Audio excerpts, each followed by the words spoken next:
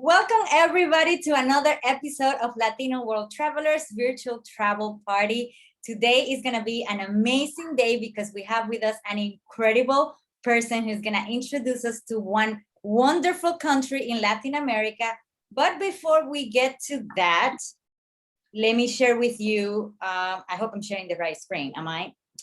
I have so many screens open, it's crazy. Okay. So you can turn on your cameras. We would love to see your faces.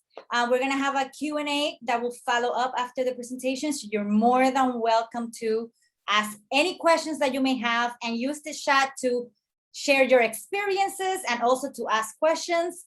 Not sure what's going on with my computer. Please mute yourself during the presentation because this way we give the floor to the presenter.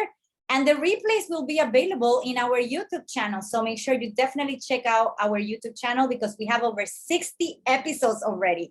So as you know, my goal is to cover all 193 UN countries and spotlight those countries from the experience and perspective of a Latino to show that we Latinos have been everywhere. And so you could see yourself represented in the travel industry in each one of those countries.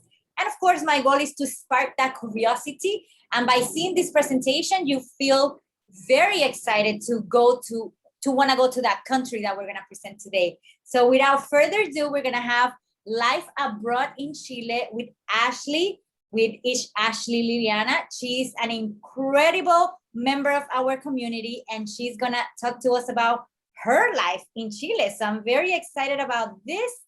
I'm going to stop sharing my screen so she can come on board. Welcome so much, Ashely. We're so excited that you're here. Thank you for having me. Thank you so much, Vanessa. I'm very excited to share about Chile, and hopefully everybody will love it as much as I do after this presentation. So when did you move to Chile? Why did you move there? Tell us a little bit about your story. Yes, definitely. So I moved here in 2019, February of 2019. And I came here through a program to teach English here as an ESL teacher. I actually ended up quitting my job. I worked in New York City in a nonprofit as an HR coordinator. And I was like, I just love traveling too much. And I've always wanted to live abroad. So let me go see and try this out, at least for a year. If it doesn't work, that's okay. You know, I tried it. Yeah. And so I left in 2019. I stayed here for an entire year until 2020. And I was supposed to return in May of 2020, but as we all know what happened in the world, I couldn't. So I ended up staying in New York for about almost a year, more than I expected to. And then I returned in February 2021. Wow. Did you choose specifically Chile, or was that just part of the program and they assigned you that country? How did that come about? Yeah, so I looked for a program specifically in Chile. How I decided on Chile, to be honest, is it was just the universe and signs and life telling me. I knew I wanted to go to South America because my mom is Colombian, my dad's Ecuadorian, and I just wanted to be in like this part of the world. I wanted to practice my Spanish, and like I didn't never, formally learn Spanish. I grew up speaking it with my mom, my grandma, watching telenovelas. So I wanted to like just use my skills, and so I was like, okay, South America it is. And then I just kind of researched programs, found Chile, and I was like, never been there before. So let me go try and see what life is like there. Exactly. I love it. Well, I know you have a presentation for us, and I'm so excited because I'm going to be taking so many notes.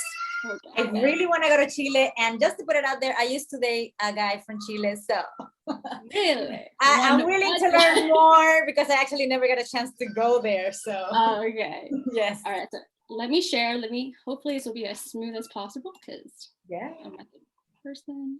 All right. Are we seeing the right screen? Yes, we are. Okay, that was seamless. Very good.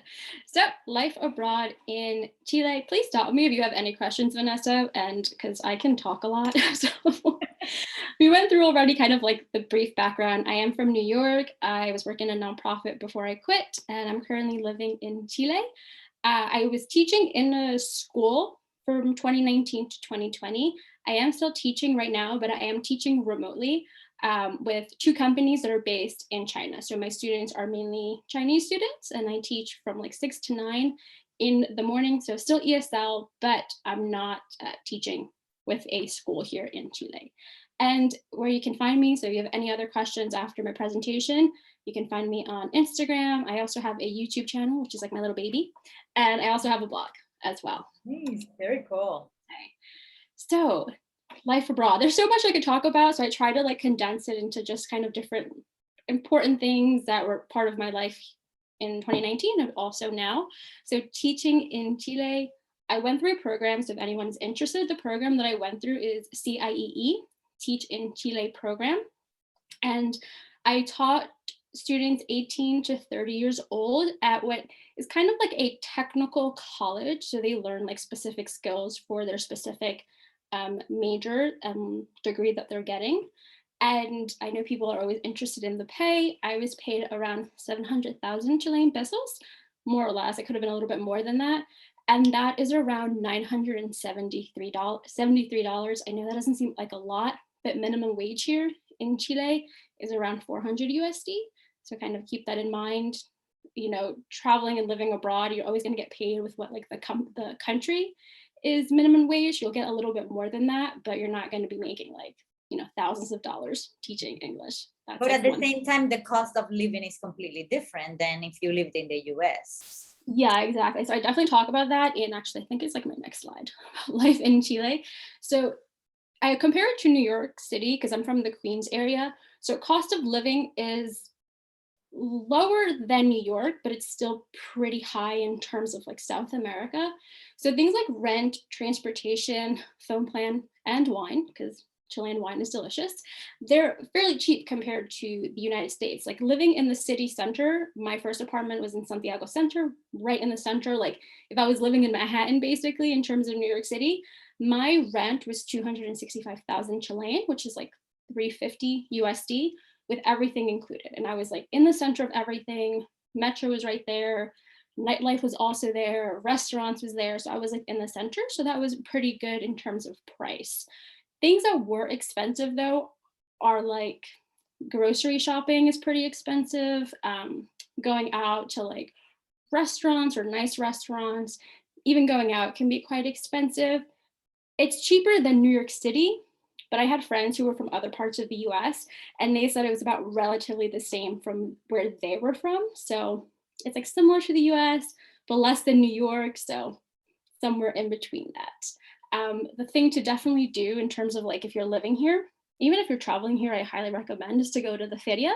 You can save a lot of money that way. Feria is a huge part of like Chilean culture, day-to-day life here. They have really good vegetables. The vegetable quality and sizes of the vegetables, I mean, are huge. Like I can get a broccoli that's like the double the size of my head, and like spring onions that basically are like this big and this wide. I mean, it's crazy to me here. But it's all organic, I bet. It's all organic. It comes straight from the farms to these vendors, and basically that's what you're getting. Like there's still dirt on the vegetables that you gotta like scrub off and stuff. So it's quality stuff. And that's where you get, you know, it's fairly inexpensive and it's a lot cheaper than what you would get at grocery stores.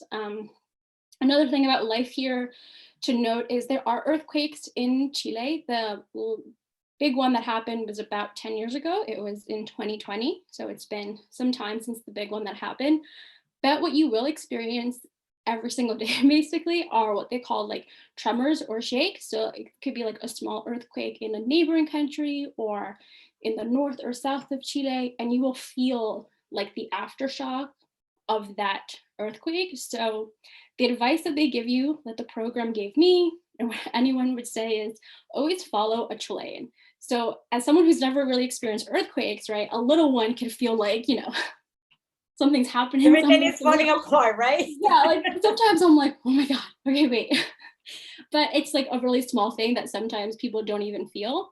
So instead of panicking and like running out your apartment or something, thinking like it's coming, always follow a Chilean. If they're totally casual about it and it's perfectly fine, they're not panicking, don't panic, right? You're gonna be okay. If they're panicking, then that's your indicator to start panicking and figuring out like what to do. But that's part of something that's like everyday life. You feel multiple, you know, in a day. Some are stronger than others, but that's definitely something that I definitely wasn't really prepared for. And I remember my first one I like panicked so much. And then the next day at school, my students and some of the coworkers were all like laughing. They were like, "Did you feel it? How did you go? Are you Oh, okay? Did you run?" I was like, "Yes, I was fine."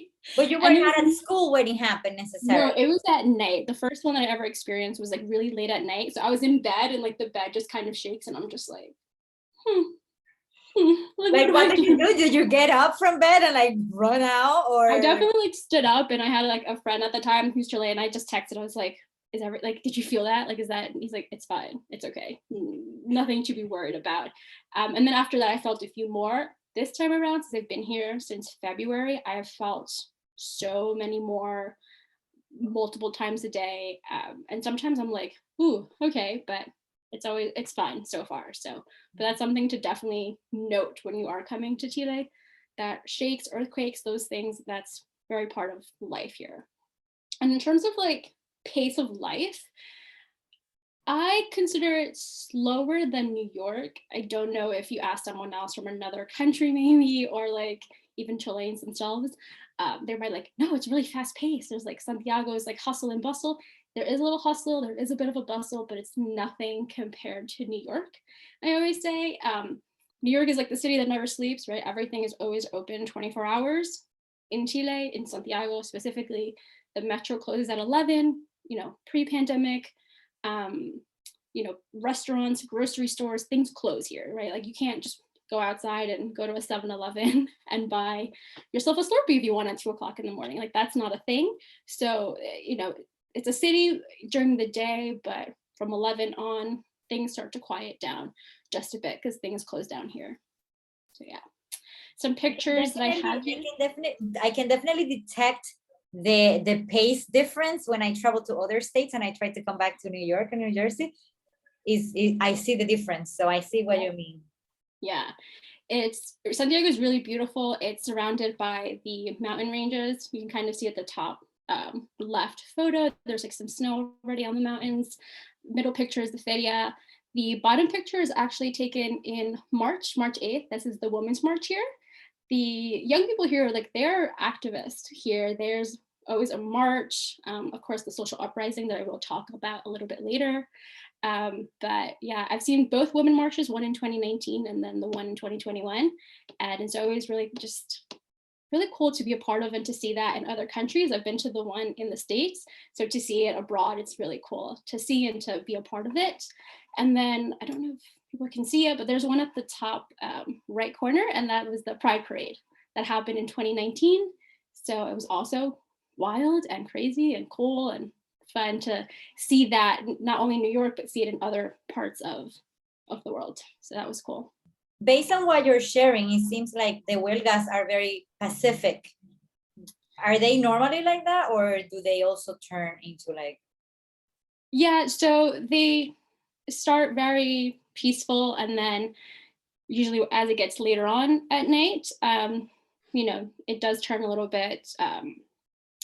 The police and the protesters clash, or the usually becomes protesters and they clash towards like at night.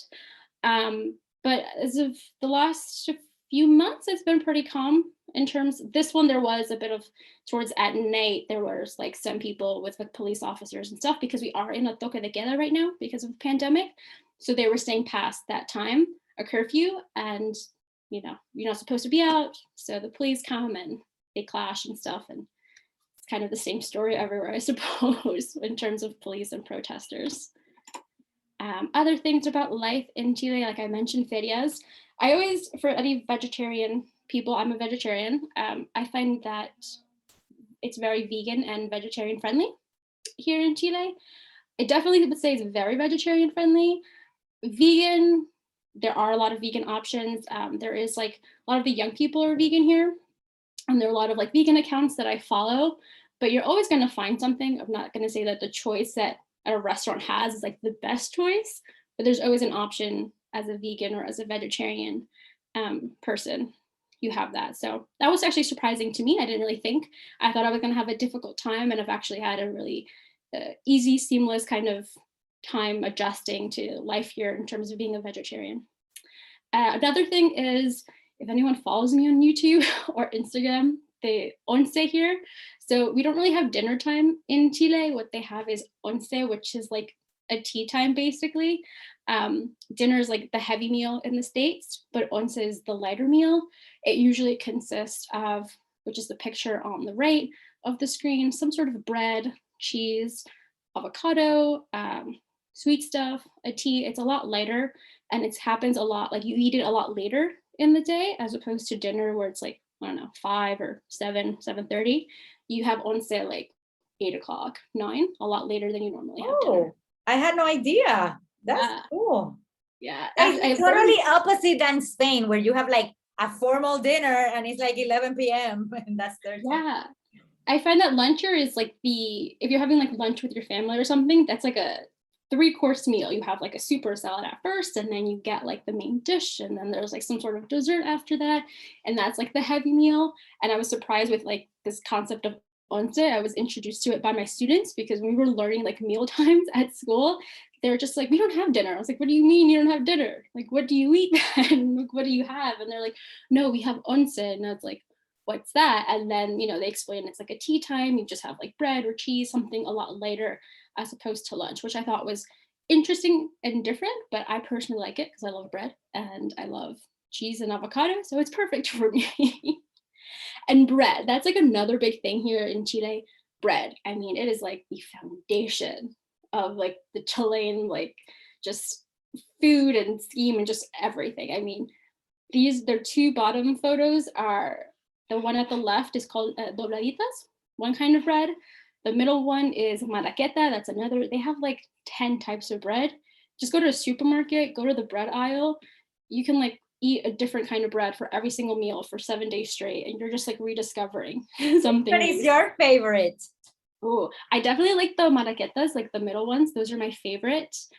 But the dobladitas are good. They're harder, a little bit harder. The maraquetas are softer. There's like more dough and bread inside of them. Do you buy them straight from the panaderia, like when they're warm and stuff like that? Yes, you can. There's one close by and they sell both types. And yesterday we actually bought dobladitas and they came nice and warm, like fresh out of the oven. It was so delicious, so good. I miss the bread a lot actually when I'm not in Chile because it's so good. And yeah, that's what we have for once, and I have more bread for once tonight because it's like just very typical, and it's easy. I think it's just convenient to just have bread and like something on the bread and eat it with like a tea as opposed to making this whole thing. I think that's also probably part of that kind of cultural aspect to it. Very, very nice. Let's see. So I cannot not talk about this, which is the social uprising in Chile, because I was here for it when it happened. So it happened in October 18th of 2019, I believe I have the date correct. And the big thing was like I don't want to say the slogan, but like kind of the phrase that always stuck out was that no son 30 pesos, son 30 años. A lot of the media and people kept thinking that this uprising happened because it was this increase in metro prices. And although it's what started, some of the kids that were in school that started protesting because of that increase, it wasn't just about this like increase in metro prices, it was the last 30 years. And so if, anyone doesn't know that Chile was actually under a dictatorship for about almost 20 years, it was like 17 years. And it's only been 30 years since they've been kind of like free from that dictatorship. But their constitution, a lot of the things, their laws and things like that, a lot of it is still from that period of time. So what they were fighting for, it hasn't been just this increase in metro prices, it was for better salaries. It was, too high of a cost of living with a really low minimum wage, access and affordable, healthcare, education, corruption, equal rights, women's rights. I mean, basically everything. All of it sounds very familiar, I think, in most countries, right? They were fighting for all like the same things. And those like small protests that were happening in the metro led to the social uprising that happened October 18th. And so these are just some of my pictures that I took near my apartment, or in front of my apartment, in my neighborhood from that period of time. Did you feel safe despite it all? That's definitely the question I always get. My roommate at the time, we were both from the US in the same program. And we actually it never crossed our minds to leave Chile when everything was happening. I remember the first day that everything happened, it was definitely, it's like one of those days that you just remember like where you are, what you were doing, like everything that happened that day, because it was such a shock. I mean, the picture at the top left, we were actually having a school party that day and we were on our way to it. And we just thought it was like a protest that had escalated, not knowing, what was going to happen the next, 2 months, couple of weeks after that. I never thought about leaving. I was not scared, confused the first day.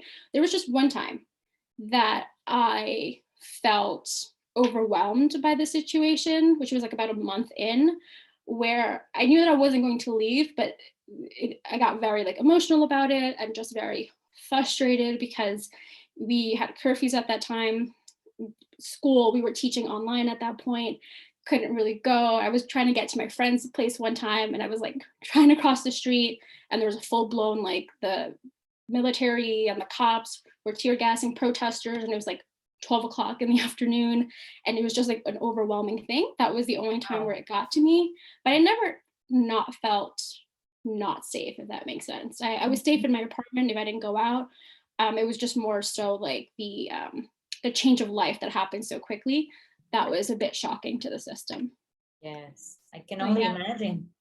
And you probably wanted to travel extensively while you were there, and then like that's preventing you kind of It thing. happened, yeah, in October and November and like a bit of December. We still felt it was like the main. We were able to travel like in January, things were still happening, but it was more concentrated in certain places and not happening kind of widespread like it was happening before and the months prior.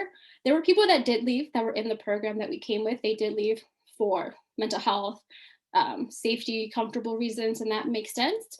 We like where I lived with my roommate, so this bottom photo where the cops are, that was like right in front of my apartment that I took that photo. And this was like a daily thing happening. All these photos are really close to my apartment. But if you walk straight down the road of the picture that's at the top left, that is like 5 more minutes. That's the center basically of where the protest and the clashing happens. And there were people that were living right there in buildings, and that was too much. And understandably so, they're like in the heart of like where they gather, where the cops are and things like that. So yeah, that was basically that period of time. It was also very, I don't know, to witness it was something quite extraordinary in a sense because you're kind of watching history almost unfold. And then a big thing that they asked for is that they wanted a new constitution because the constitution that was currently in place was from the time of when the dictatorship was going on. And if anyone follows the news, they actually voted for it at the end of October last year. So like a week or two right before our elections in the States. And it was like almost 80%, which is a huge number, were all in favor to get the new constitution. Wow. They're like, that's awesome though. Yeah. And a part of the constitution that they had like agreed, I guess, upon was that it was going to be like equal representation. So it was going to be 50 men and 50 women. And the people get to vote on the individuals who will like represent them in writing this new constitution. So I think that's like the first time that's happened in like modern times. So I think that's pretty cool. Absolutely love that. That's a nice little story. The people of Chile get it, you know? They did. Hey, sometimes it makes me emotional because they were like in it, and like I would, you're as a foreigner, you're not supposed to participate in the marches. I wouldn't say like I participated. I did go to them, the peaceful ones, like in the morning, because I thought I have to see this, like I have to witness this. That's just my take. I'm not recommending anybody to do the same. But it's very emotional when I see it because I was like, okay, if they can do it, like it is possible in other places in my own country, to fight for that, justice and equality and a better way of living. So yeah, that's just my bit on that. Okay, nothing a little bit less sad and like heavy is language. So as a Spanish speaker, like I said, I never formally like learned Spanish, but growing up, I always spoke Spanish. I definitely understand it a lot better, I think, than like sometimes my speaking. And I thought, okay, like I'm gonna practice my Spanish, like I have a good foundation, and I do. But Chileans, they have almost like their own way of speaking. It's called Chilenismos or modismos, and they use a lot of Chilean slang in their everyday language. And if you're teaching here to students who are like 18 to 25, that's like all they ever speak, and that's how they communicate. So it was definitely like almost like a cultural shock to me, because I was like, oh my God, like what are you asking me? Like, I don't even know. Like, I could speak and they can understand me, but when they were speaking to me, it was like, I'm so sorry. Like, you have to repeat again, use other words. Like, they would look at me like, what's wrong with you? Like, why don't you understand? So, for example, some of the words on the left side, this is only like a fraction of Chilenismos. This is not even everything. They actually have a whole dictionary of modismos. They do, yes. Yes. Some of the people actually that I came with, they did get it. They bought the Chilenismos. It's a whole dictionary. It's like that thick. I never got it. And I don't think in my lifetime, I could understand and memorize every single Chilenismo. Like learning another language. New language. They're constantly adding things. I came back after a year. There were more words. I was like, what does that mean? I just learned what fome and altiro means. Now you're adding more to the mix. So you have to keep up with it. I'm going to leave that here. If anybody wants to try and guess without using Google what they mean, feel free. You can make a whole sentence and have a whole conversation with these. Like at the bottom, it says, "Cachai po weon?" That's a question, that's a statement. Like at first I was like, I don't know what that means. My favorite word, just because of like the little backstory to it, is cachai. And I don't know if this is like 100% true, but when we had like our orientation, when we first got here, we had a Chilean Spanish teacher who was like teaching us some of these Chilenismos.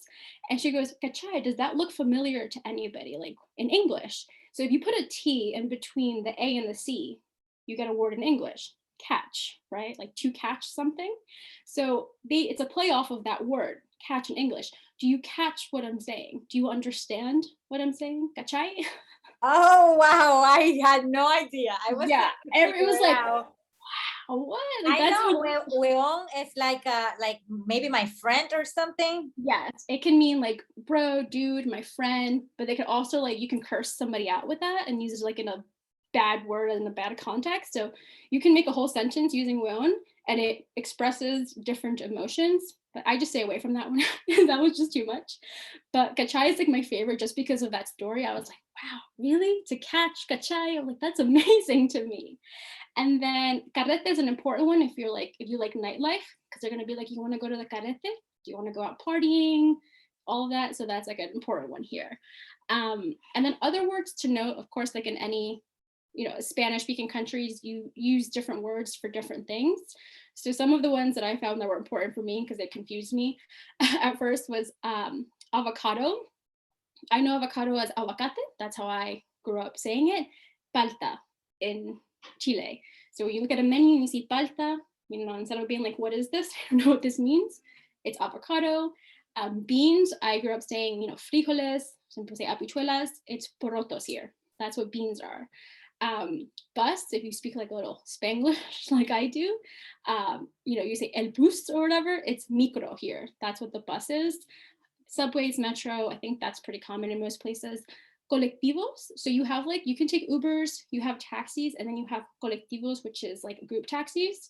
Up to 4 people can go into like a car that looks like a taxi, and instead of leaving you in front of your door, it takes you to like a certain spot, like a designated spot, and it's a lot cheaper than taking a taxi.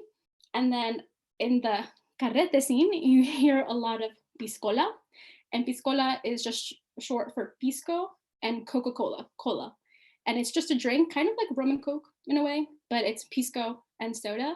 And you can also have it pisco with like ginger ale or something. But if you're going out and stuff, that's a common word you'll hear, like, you want a piscola?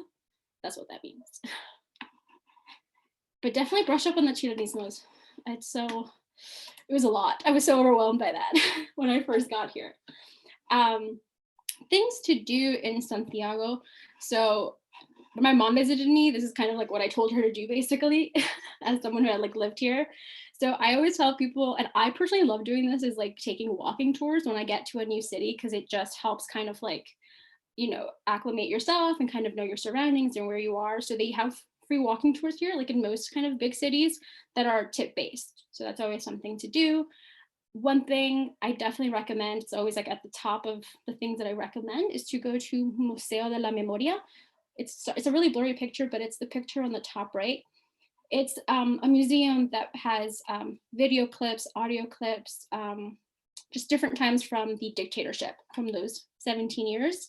And it's called Museo de la Memoria y de Derechos Humanos, I believe. And it's an amazing museum. It's donation based, so you can donate money if you like to. But it's something to recommend. It's really important to like understand just context, and it's something that happened so recently, so I just really recommend it. There's this wall. It's like the one thing that like hit me and my mom. It hit her too. We're kind of the same in this. There's a wall in the museum. There's like thousands of people that died during this time. That the government at the time, the dictatorship, killed these innocent people. And there's this wall that has like these picture frames, and there are photos of people that were killed during that time. And some of the picture frames are missing photos. They're not missing, they just don't have the photo of the person because they haven't been able to identify the individual, so it's missing. So it's a really powerful place, and something I highly recommend. Another thing to go to is the Costanera Center. In the middle picture is that really tall building there. It's one of the tallest buildings in South America. If you like malls, the bottom 4 floors, I want to say, is a mall. My mom likes malls, so she loved it there. But yeah, it's a mall. If you like malls when you're traveling, definitely go to Costanera Center. Providencia Nightlife, recommend. Of course, right now it's like a pandemic, so things are closed, but you know, in the future when things open up, if you like to party, Chileans party hard, start later, end later, go to Providencia, that area. It's really great nightlife in that area. I was about to ask you, where did you go for carrete? When you said that word, I was gonna Yeah. get ready to ask. So I cannot remember the names of the places because I was very in a different state of mind. But what I can tell you is that there's like a lot of fun. And even if I remember the names with the whole pandemic and things, a lot of businesses shut down. So I don't even know if a lot of those places are still open, or maybe they changed like ownership and stuff. But Providencia area, it's a street called Pio Nono. That street is where there's a lot of nightclubs and stuff. So nightlife is there, and there'll be people like outside of the nightclubs like, you want to come, beautiful, hey, you want to come in here? So that's where the night's scene. If you are living in Chile, there's also like, there's like 2 nightlives. There's like the nightlife where you go out to a club dancing and all of that, and then you also have like the home parties, going to a friend's house or coworker's house and having a carrete there. Equally as fun, even more comfortable because it's like less people. You get really like, you know, intoxicated, have lots of fun. So if you know someone in Chile, if you're visiting, try to go to a carrete with like friends at a house, because those are equally as fun as going to a nightclub. So dancing, still drinks. Do most young people drink wine actually, since there is so much wine in Chile, or there is a specific alcohol that they drink? I feel like I find they drink a lot of piscola. That's like the thing, because you can get pisco that's like relatively cheap, and it's Coke, you mix it, and that's it. Beer is also pretty popular here amongst certain people, because they have in Valdivia, which I'll show it towards the end. If you like beer, Valdivia is a good place to go. They have a lot of small breweries there. You can get flights with different crazy kinds of beers that I've never even heard of. So that's a good place to go. If you like nature, because that's what's like nice about Santiago in a sense, you have city, but you also have like a bit of nature. Cerro Santa Lucia, Cerro San Cristobal, and Cerro Manqueque are all like hikes that you can do. Cerro Santa Lucia is like the easiest one. That's the picture at the bottom left. That's just not the top view, but that's like on the way to the top. That's one of the views. Cerro San Cristobal is a little bit harder. There are multiple ways to get to Cerro San Cristobal. You don't have to hike up. You can take like, oh my God, I'm losing the word. You can take like a ferrocarril, which is kind of like this like cart that goes up the mountain. And then also the tram, is that what they're called? Like, you know, from Roosevelt Island, from New York City, you take like a tram, is that, yeah? It's kind of the same thing. You can also take that to the top of Cerro San Cristobal. And the 2 top pictures at the left side, those are views from up there. And then Cerro Manqueque, I never had the opportunity to go the first time. Now with the lockdown, I can't go. So hopefully one day in the future. Cajon de Maipo is a day trip you can take from Santiago. That's the picture in the middle at the bottom. And then you can do a day trip to Valparaíso, Viña del Mar, which is like an hour by bus. And then you can also do a trip to a vineyard if you love wine, which is this little picture that's kind of hiding behind that. It's the vineyards, they're in between like Santiago and Valparaíso. So you can take like a bus going and just like ask them to stop at one of them, and you just hop off and then you go to the vineyard. My mom loves the vineyard. Sandra asked, what wine in Chile do you recommend, especially since you've been to a couple of vineyards? I personally, and this is the vineyard that I went to in that photo, it's called Emiliana. I can like type it in there. That's my favorite. And I like the red wine. Red wine is I used to like white wine, but living in Chile, I like red wine a lot more now. And that's the vineyard that I went to. My mom went to another one, Doña, I don't remember the name. I can always like send like a message with the 2 vineyards to go to, but Emiliana is my favorite, and that's personally the wine that I like the best. I have another question, because you mentioned Costanera Center, and one of the pictures that you sent us that we published is with the view in the background of the Costanera, but it looks closer. Where did you take it from? So if you go to Cerro San Cristobal and you do the hike up, I didn't notice that before, but this time it says Chile on your way. You can take like a photo, and the view in the back is the Costanera. It's a little bit lower than the top where that photo was taken. So that's why it looks like it's a bit closer. But that if you do that hike up to Cerro San Cristobal, then you'll see the little Chile sign. You can take the nice little photo if you're not like all sweaty and hot like I was that day. And what is in El Valpo? Because you said you could take a day trip there. Valparaíso is just another city. It's like one of like the popular cities. I, again, did not go to Valparaíso when I was here. My mother did. I only went to because I had to do like a errand in terms of getting my like Chilean ID. So I had to go to Valpo for that reason, but I didn't get to go and like explore. They have walking tours there. There's beach, the beach is there. So that's like pretty big thing that draws people. There's a lot of like street art. So if you're someone who likes street art like I do, which makes me really sad that I didn't have the opportunity to go. And this time again, I don't have the opportunity to go. There's a lot of street art. And then Viña del Mar is like, you can take the metro, I believe, from Valparaíso to Viña del Mar, because they're right next to each other. So my mom did both, and she just did like walking tours and ate there for the day, and then came back later on in the evening. Or you can stay there if you like. Viña del Mar is where they do all the concerts. Yes, that's where I always heard like those big concerts. Whenever an artist goes there, it gets completely sold out because it's like the place to go. Yep, I think it happens in like February. I might be wrong about that, but Viña del Mar, that big concert where like Luis Miguel and all those like people have performed there is Viña del Mar. That's it. Okay, so now I guess like travel within Chile. It's like one of the benefits of like living in Chile. You got to see like a lot of it. So you can go north and south of Chile. The north of Chile is the desert, a lot hotter up there. So if you like the desert, go to the north of Chile. There are 2 parts that I went to. We went to La Serena, which is in the Coquimbo region. And that's like a very surfy kind of town. There's beach, there's surfers. People go there like on their vacation for summer because you can like rent like beachfront apartments. It's just like very chill. If you want like a very just relaxing, chill time in La Serena, you can also take a day trip, which is what I did, to Valle del Elqui, which is the picture at the bottom.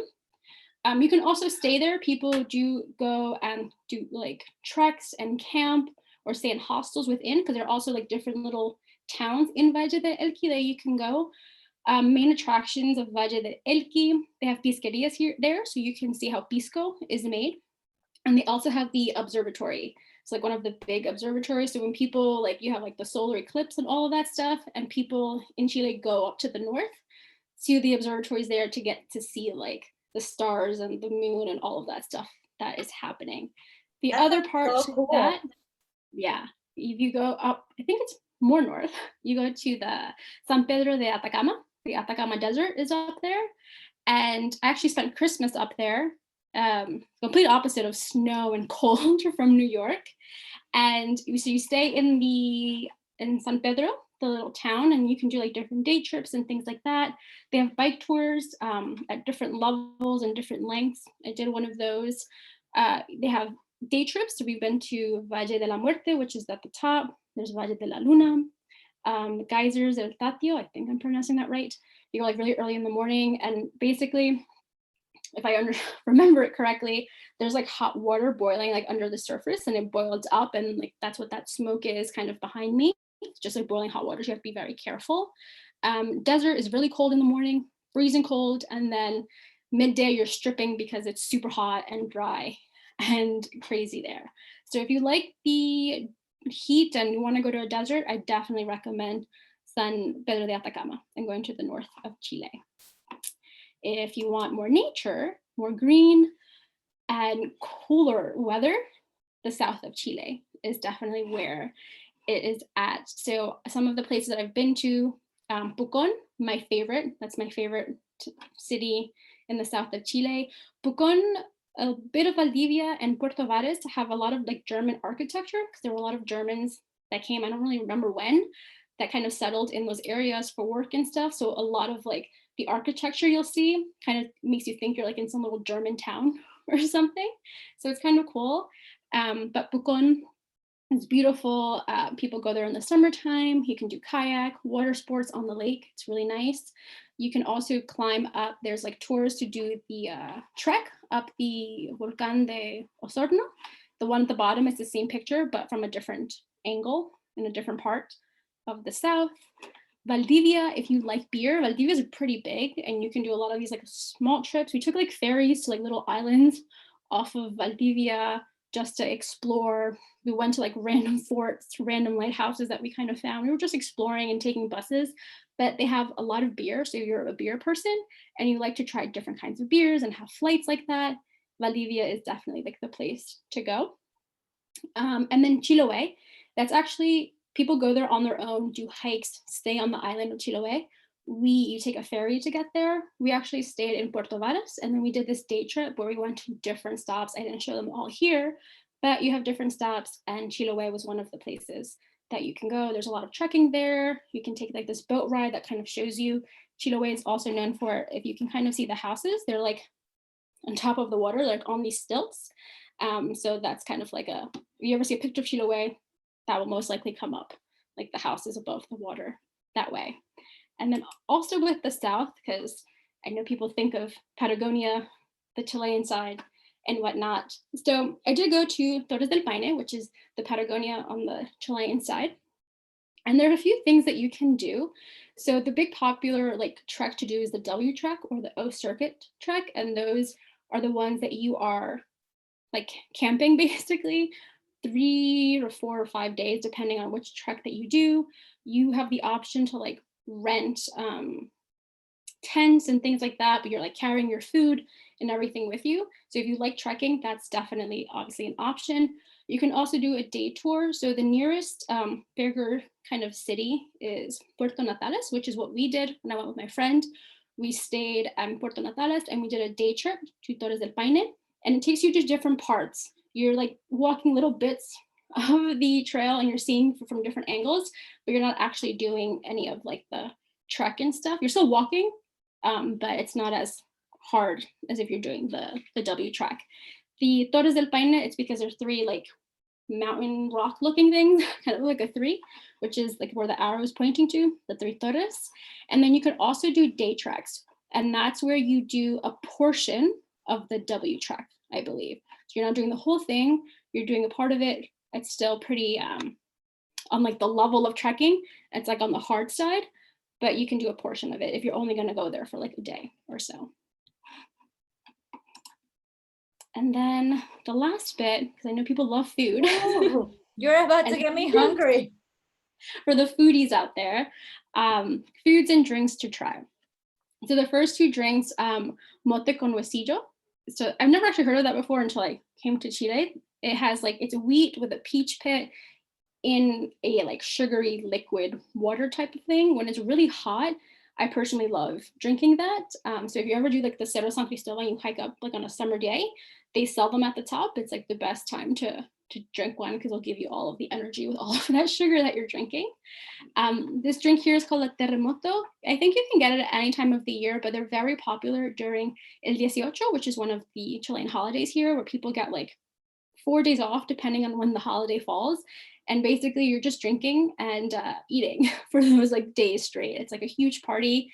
If you like to kind of experience like culture and holidays somewhere else, try to come for El 18. It's September 18th. Try to come around there. They have what they call fondas, which is like a huge state fair.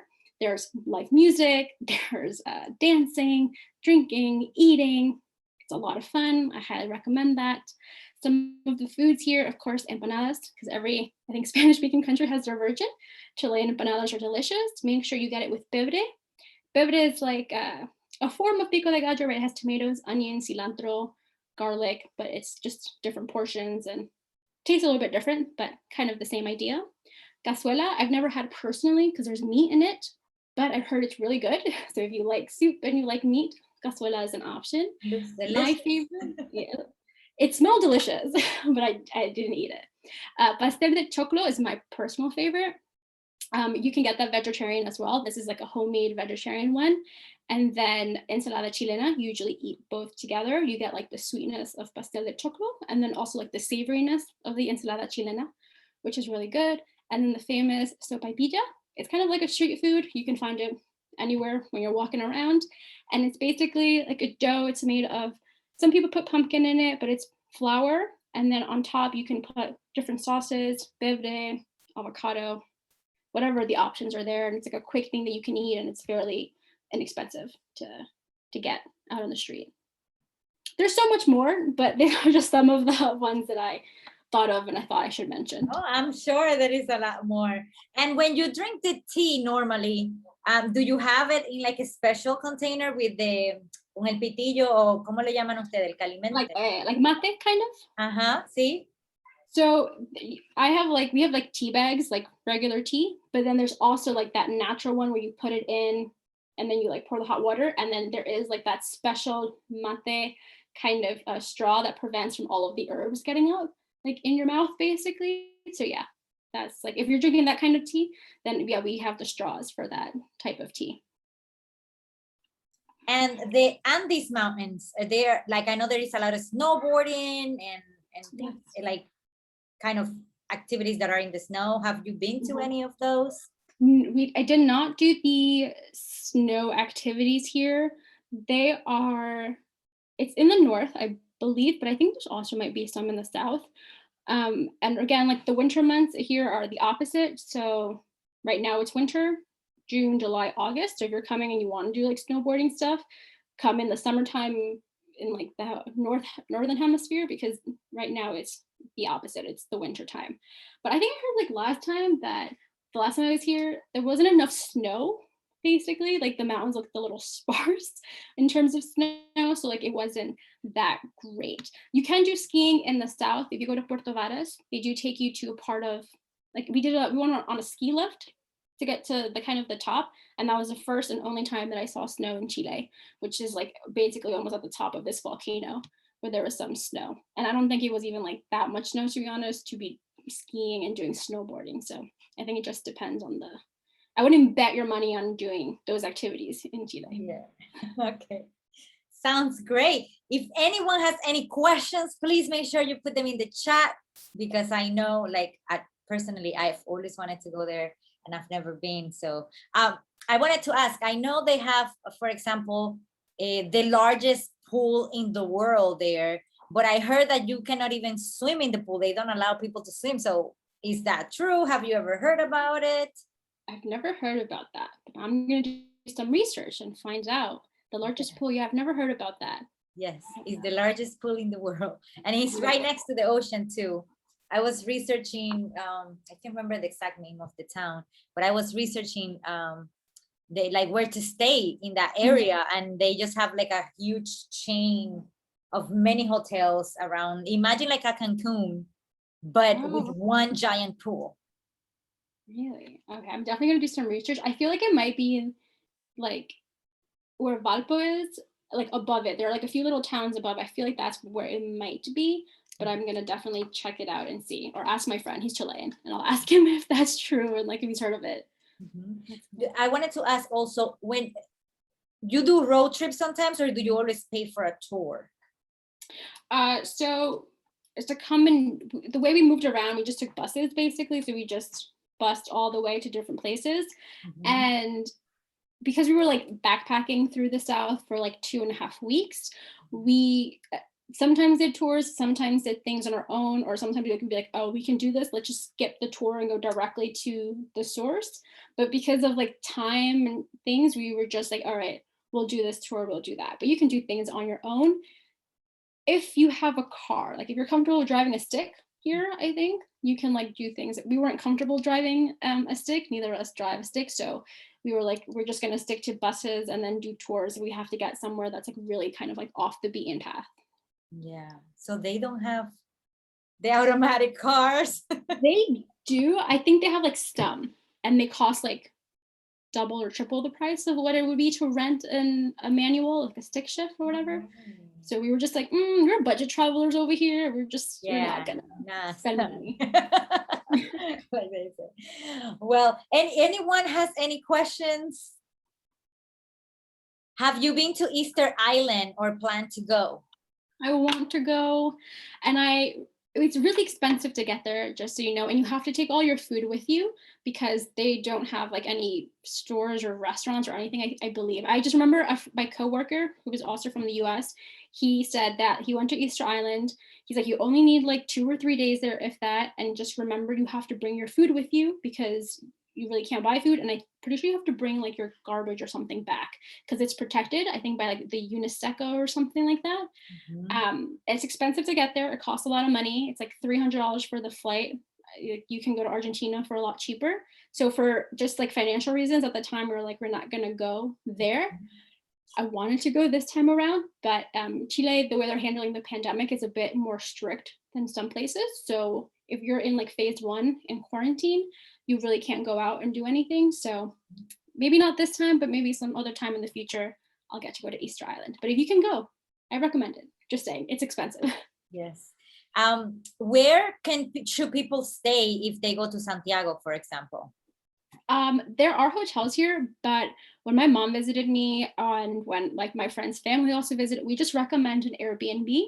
It's just a lot cheaper, I think, and the Airbnbs are really nice. My mom had a really nice Airbnb. It was fairly cheap for the week that she was there, and she got it like right next to the metro, and she was in the center of everything. I don't really see a lot of hotels. There's like a Marriott hotel, I believe, and there's another one, but honestly, I think most people do and go the Airbnb route. And in the Airbnb, like what's the name of the town that you would recommend, that you say is in the center of everything? So if you're gonna come to Santiago, look for it in the neighborhood. Bellas Artes is a good neighborhood. Providencia, you can also do a little bit safer. Las Condes, but that could be a little bit further. I would stick to like Providencia, Bellas Artes area. Santiago Center, you can look up. That's also kind of like in the heart of everything. If you're like a young person and want to like backpack and experience, there's a bunch of hostels, again, in those same areas. I would experience the hostel life as well because you get to meet a lot of backpackers and stuff. So that's another way to go do it. And transportation wise, do they have a good metro system? And how is the bus? And what do you recommend? Do they have Uber there? So I think that Uber technically isn't, so you can use Uber here, but Uber is legal, but I don't think it's allowed to go to pick you up from the airport. So you can't be at the airport and order an Uber. You have to take a taxi. But an Uber can take you to the airport, but they're not going to leave you like in the main door. They're going to leave you like in the garage kind of, and then you have to make your way up. But you can take Uber to get around if you need to, especially after the metro closes. The metro is pretty good during rush hours, like early in the morning, and then around like 5 to 7, it is packed. So if you're not used to taking the metro with like crazy rush hours, I would recommend maybe like waiting or walking, because it is it has nothing on New York. I thought New York was bad. This is like a whole other level in terms of rush hour. But the metro system is pretty good. The bus system is also pretty good. You can get this app called Move It, MOVIT, and that has like the bus schedule. Like it'll tell you what bus is coming, or the metro and things like that. So that's a good app to use. Sounds great. And Jessica is asking, is there a national dish of Chile? Oh God. Probably. Jean? I'm not positive. I was going to ask my friend. I feel like there is one, but I can't think of it. I know cazuela is pretty popular. Also, like asados are really like big part of the culture here as well. Like having asados for el 18, having them just like for on the weekends. It's like they're heavy on the asados, like the barbecues. But right now I cannot think of or know like the national dish of Chile. Well, I'm a bad person living here if I don't know it. It probably has meat in it, and that's probably why I don't know, because I don't eat meat, so I probably wouldn't like have eaten it. No worries, we got you. Oh, my computer is freezing. Oh, no, what's going on? My computer is freezing. I'm sorry, my computer is like, I'm not sure what's going on. Oh. Okay, now it's back. Can you hear me well? Yeah. Sorry, guys, my computer is having a crazy day and it's like taking the screen to the sides and then I can't get it. And I'm like, I don't know what's going on. I'm not at home, so that's why it's acting up. Maybe she knows I'm not at home. All right. So anything else that you guys want to ask? If not, I will share my screen and say thank you, Ashely, for sharing this moment with us. We were so excited to learn about Chile, and I know you're doing this from the kindness of your heart and because you have a passion for that country. You've lived there and you enjoy it, and teaching there must be freaking fabulous. That's all I gotta say. It's fun. It is fun. Yes. So thank you so much. Anyone, please connect with us. We have a Facebook group where we share tips and people ask questions. We share articles and we just have a whole vibe there. And definitely follow us on Instagram, because Instagram sometimes is popping in the stories and stuff like that. So make sure you follow us and you join our virtual travel parties. They happen every month. Also, you can support us by shopping from our store or just making a donation so we can keep bringing you these kind of events that are completely free for everyone. Our upcoming virtual travel parties, like I say, is the first Thursday of every month. The next one is going to be about Panama. That one is going to be on July 8th because of the holiday weekend that we're going to have July 4th. The other one is going to be El Salvador for August 5th and Indonesia for September 2nd. So if you want to travel to any of those countries and want to learn about those countries from the experience of a Latino who traveled there, definitely join us for the next virtual travel parties. And un millón de gracias. Thank you so much. I really appreciate everyone who's here supporting Latino World Travelers, whether you're presenting, whether you're attending an event and asking questions. And, you know, my goal is to make sure that I see more of us out there traveling. So if I go to Chile and I meet with Ashely and I see other Latinos from the US traveling to Chile because they saw this episode, that like fills my heart.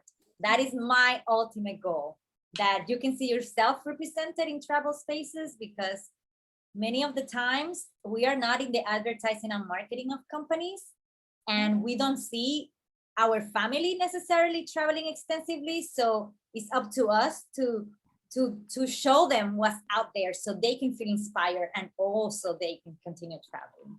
So thank you so much, Ashely, again. Oh my God. Thank you, gracias. And I hope to come visit you soon. Yes. If I'm still here, I might be going to the next adventure. Well, wherever you are in the next adventure, we may go there too. You never know. Always welcome. Yes, thank you so much. Have a beautiful afternoon. And just make sure you tune into the episode. I'm going to post it by tomorrow. Okay.